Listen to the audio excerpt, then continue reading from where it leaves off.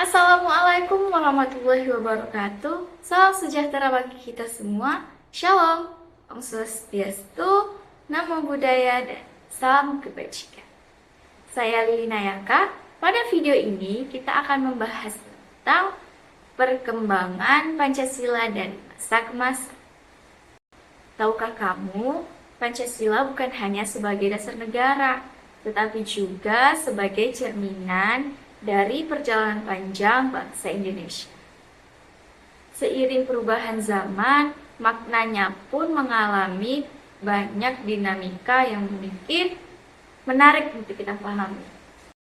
Jadi, selama beberapa menit ke depan kita akan menjelajahi bagaimana Pancasila ditafsirkan dan diuji dalam 5 era besar sejarah Indonesia.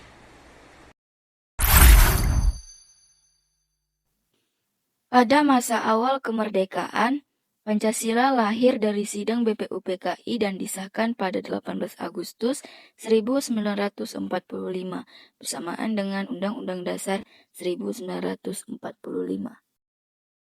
Nilai Pancasila saat itu menjadi dasar pemersatu bangsa yang baru saja merdeka di tengah kondisi politik dan sosial yang belum stabil.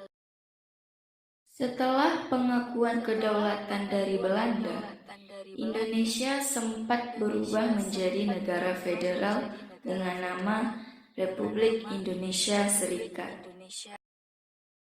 Meskipun bentuk negara berubah, Pancasila tetap diakui sebagai dasar negara. Tetapi di era ini Pancasila seolah terjebak dalam perang tarik ulur kepentingan politik. Memasuki masa demokrasi terpimpin, Presiden Soekarno mengeluarkan Dekret 5 Juli 1959 yang menyatakan berlakunya kembali UUD 1945. Pancasila dijadikan alat pemersatu bangsa di tengah perbedaan ideologi yang tajam. Di era ini, Pancasila ditafsirkan secara khusus oleh Soekarno lewat konsep Nasakom, nasionalis, agama, komunis. Pancasila yang seharusnya jadi pemersatu justru dipimpin dan diarahkan untuk melegitimasi kekuasaan yang terpusat.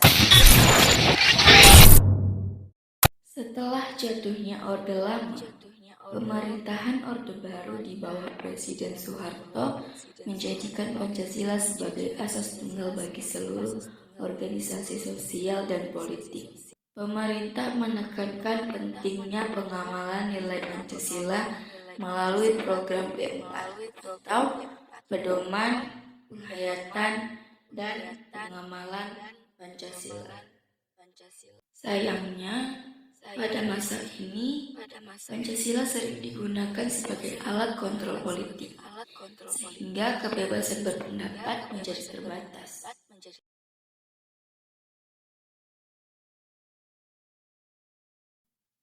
Memasuki era reformasi tahun 98, Pancasila kembali dimaknai secara murni dan konsekuen.